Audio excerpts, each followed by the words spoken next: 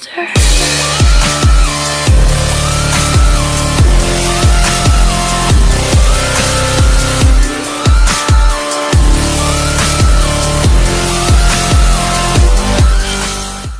Hey guys, Clone72 here, and today we have the pleasure of watching Hisham, Saudi Arabia, I'm probably butchering that, playing in his Jagdpanzer E100, and he's from the Arabs clan.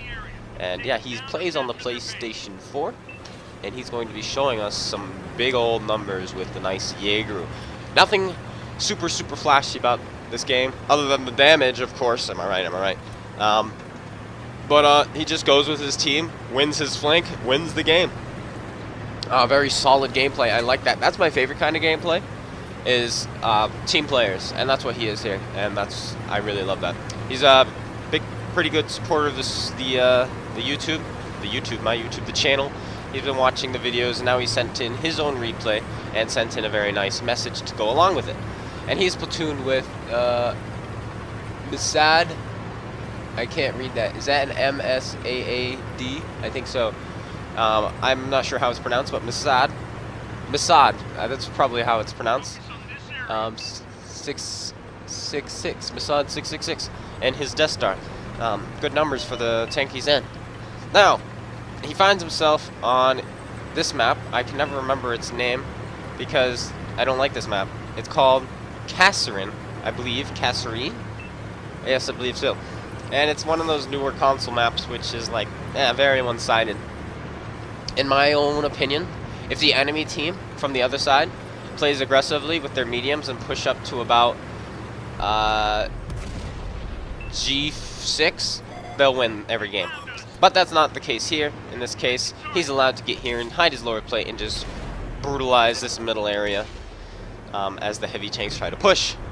In which case they don't really push, except they do one at a time. He's got a shot on the E75, unfortunately it goes into his upper plate. Now the Jaeger, what's special about the Jaeger in case you don't know? Well, it's got a 100mm huge cannon for a gun. It does 1050 damage per shot, and it has 299 base penetration.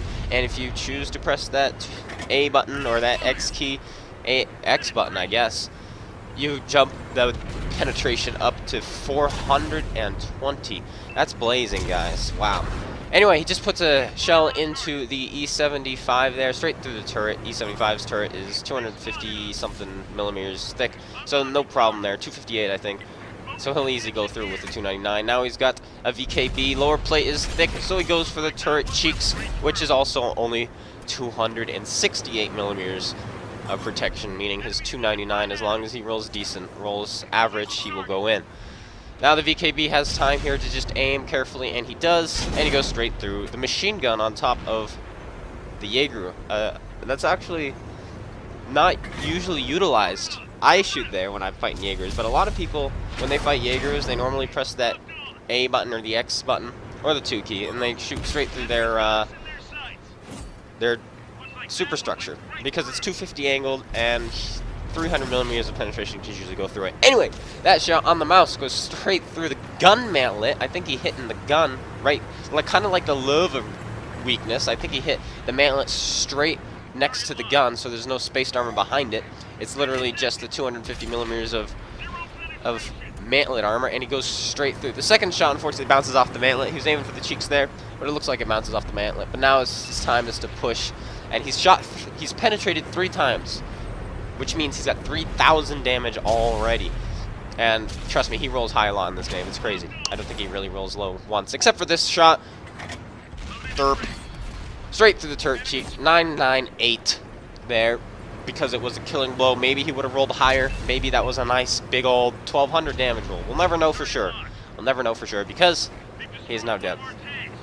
Now there's a tank behind him who wants to get through. And, well, he can go around, obviously, but maybe he doesn't know how to go around. Now, Hisham is driving in now, getting close to the E75. He's aiming up. Well, that's way too much of your side, buddy. Boom! Pumps it straight through the side, sets him on fire, gets a nice engine fire, and another tick of damage there. Unfortunately, though, he did have an automatic fire extinguisher, it looked like, unless I miscounted the ticks. I only saw one, I thought.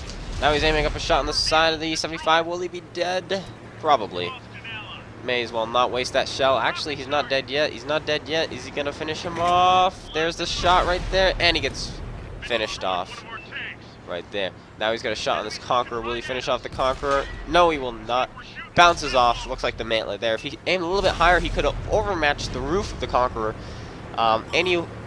It's 50 millimeters, so any tank with a caliber of 151 millimeters or higher will overmatch, which is the American tank destroyers, the Soviet tank destroyers, and this big German tank destroyer. However, E-100s, Grilles, and anything with a 150 will not penetrate. Unless you're firing heat. Of course, heat will overmatch. Well, kind of. It will quote-unquote overmatch. I know it's not called overmatching, but in my opinion it is. Come on, 85 degrees. Blah. Heat can go through up to 85 degrees of angled armor, and it's kind of ridiculous, in my own opinion.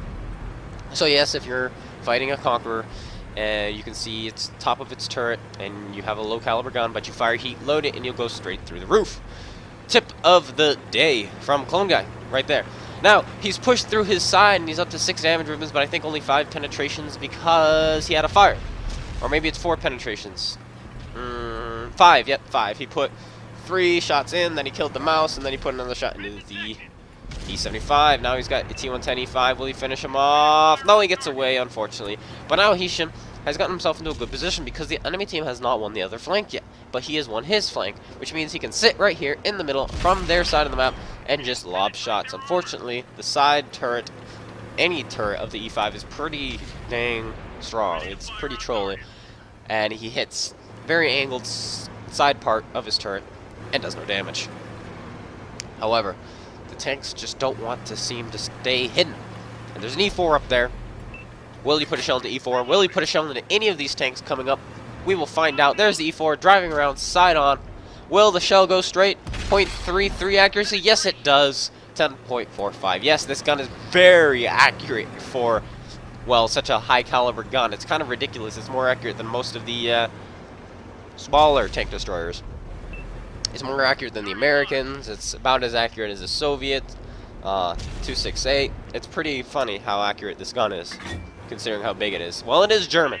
Anyway, there's an E5. Can he find the shot there? Come on, come on. Oh, he comes out right into the ammo rack there. It's surprising that didn't blow his head off. Ammo rack, whew.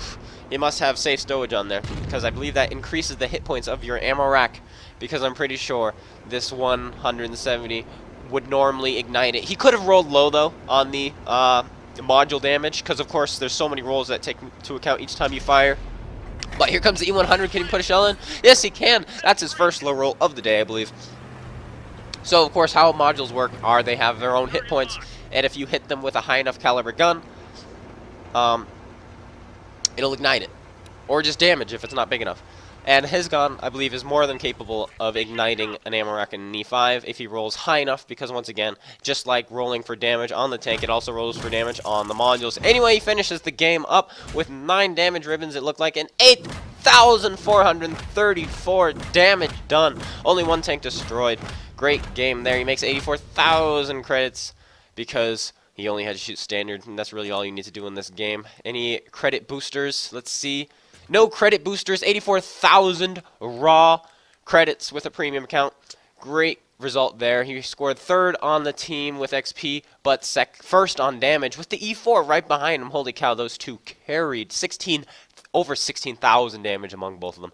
Anyway, guys, thank you guys so much for watching. I hope you all enjoyed. If you did, please like, comment, and subscribe. And if you want to send me any replays, link to my email is going to be on the screen now and in the description below. If you want to donate to the Patreon, it's also going to be in the description below. And if you want to, what else is left? Join the Discord. It's going to be in the description below. Thank you guys so much for watching. I hope you guys all enjoyed. Until this, Clone Guy 72. Take care and peace out.